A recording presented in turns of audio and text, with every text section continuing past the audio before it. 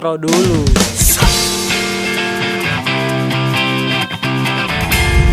Oke, hari ini gue sangat excited karena gue mau mereview anime favorit gue.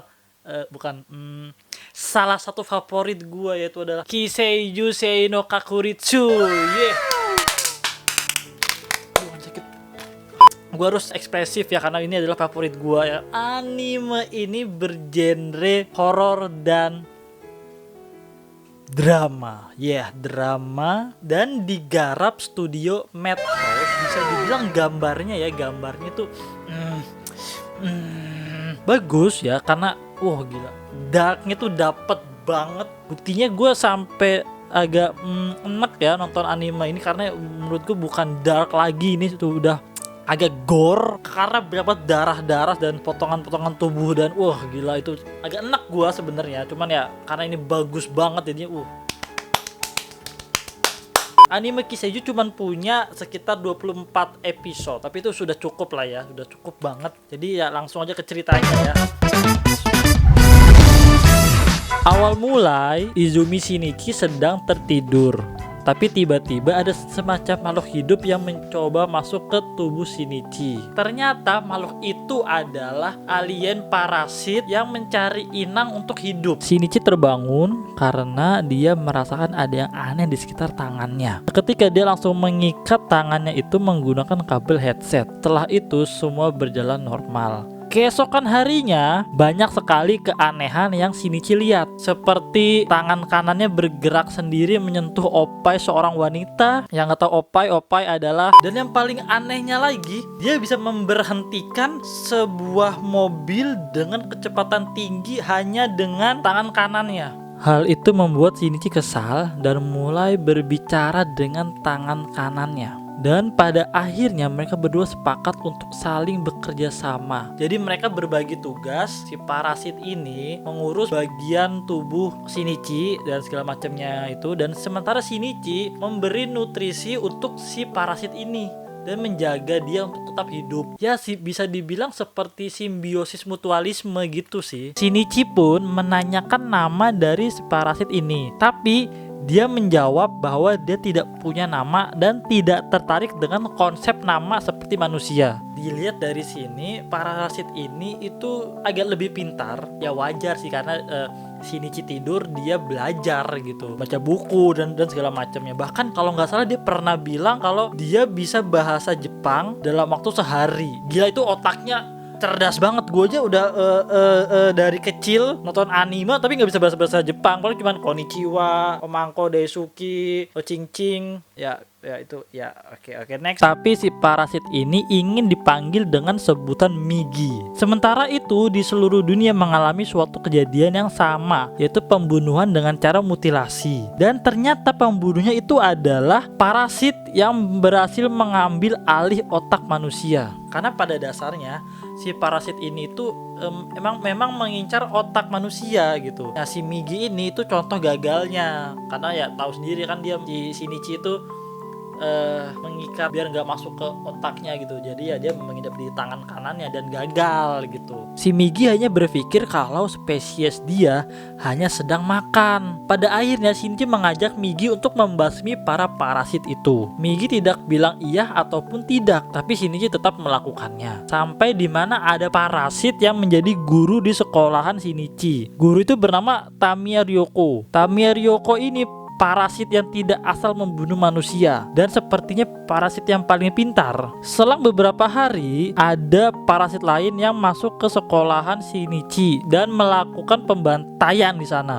Shinichi pun berniat untuk melawannya. Dengan kerjasama antara Migi dan Shinichi, akhirnya si parasit itu sekarat.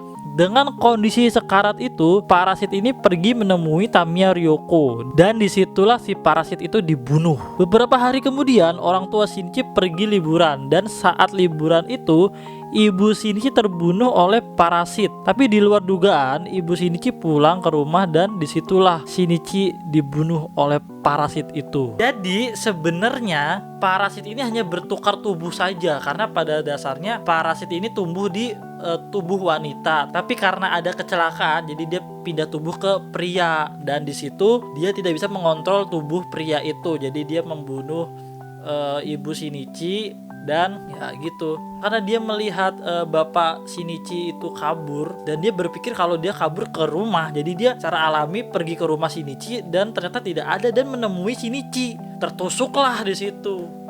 Sedih banget. Coba lu bayangin ya, lu bayangin di otak lu sekarang nih ya, dibayangin. Bayangin sekarang otak lu, ibu lu ternyata dibunuh oleh makhluk asing, alien dan apapun itu. Terus dia malah nggak bisa.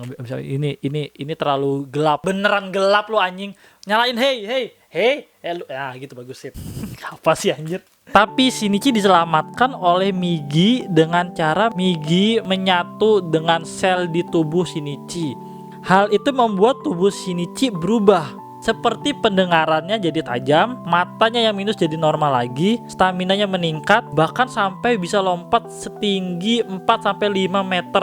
Di titik ini Shinichi sudah bisa dibilang menjadi setengah parasit, setengah manusia. Ya karena sebagian sel dari Migi itu sudah masuk ke tubuhnya Shinichi. Jadi ya otomatis sel-sel itu membenarkan atau memperbaiki sel-sel yang rusak gitu loh. Mulai saat itulah Shinichi sudah benar-benar berubah. Sampai di titik ini tekad Shinichi untuk membasmi para parasite itu sudah bulat.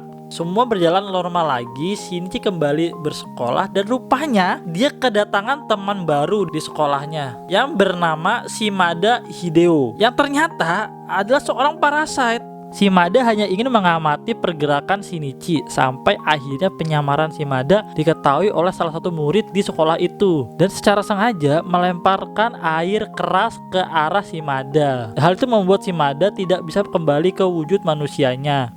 Dan terjadilah pembantaian lagi di sekolah itu. Kayaknya sering banget ya di sekolahnya dia tuh ada pembantaian gitu loh. Parah anjir. Satomi Murano, pacarnya Shinichi, terjebak di dalam sekolah itu. Shinichi mencoba menyelamatkan Murano, tapi dia melihat setumpuk mayat teman-temannya. Anehnya, Shinichi tetap tenang. Hal itulah yang dipertanyakan teman-temannya. Kenapa bisa kau melewati tumpukan mayat temanmu sendiri dengan begitu tenangnya? Kau ini manusia atau bukan? Tapi Shinichi tetap membawa Murano pergi. Shimada yang sekarat memilih pergi ke atap. Di kejauhan, Shinichi sudah berada di atap gedung lain. Dari jarak yang jauh, Shinichi melempar batu ke arah Shimada dan langsung melubangi tubuh Shimada. Setelah kejadian itu, Shinichi dimata-matai oleh seseorang yang dikirim langsung dari Tamiya Ryoko. Orang itu tahu identitas Shinichi dan memberitahu bahwa ada tempat yang mencurigakan. Tempat itu ternyata tempat makannya kelompok parasit Hirokawa. Kelompok itu berisikan parasit yang memiliki jabatan.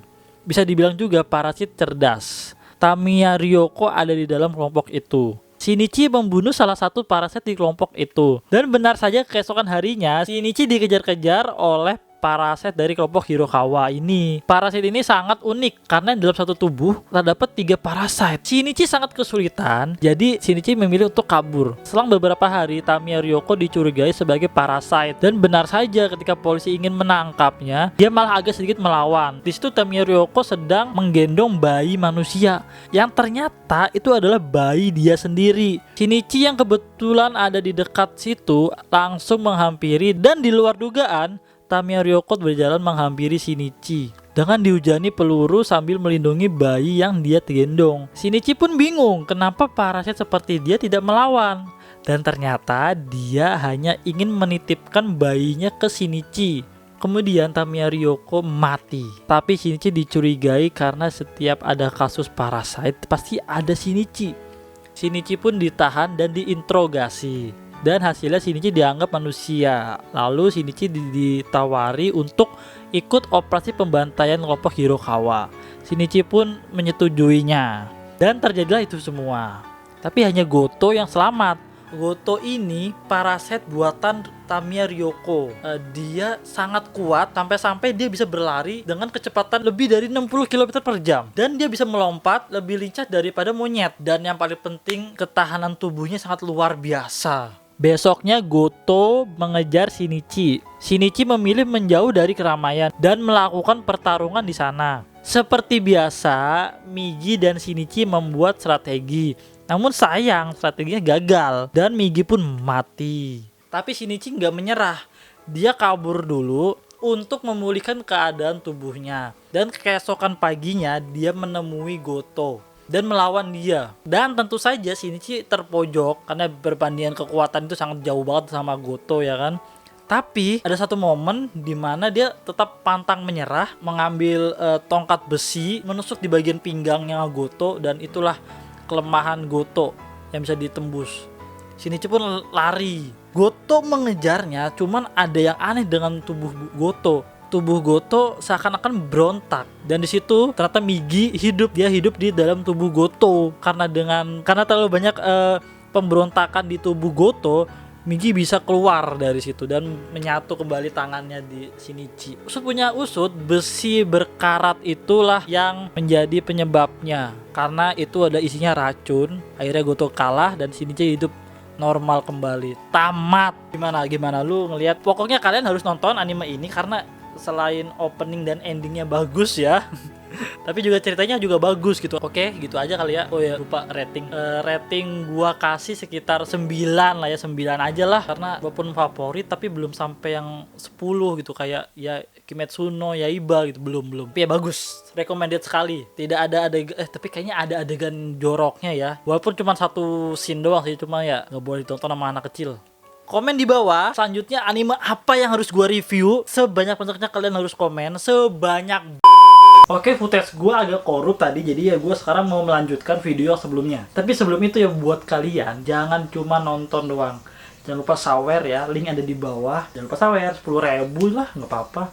Jangan lupa juga subscribe channel gue, karena dengan subscribe gue bisa bikin terus, bukan gratis. Dan juga jangan lupa follow semua sosial media gue. Link ada di description. Gue Taufani. Dadah.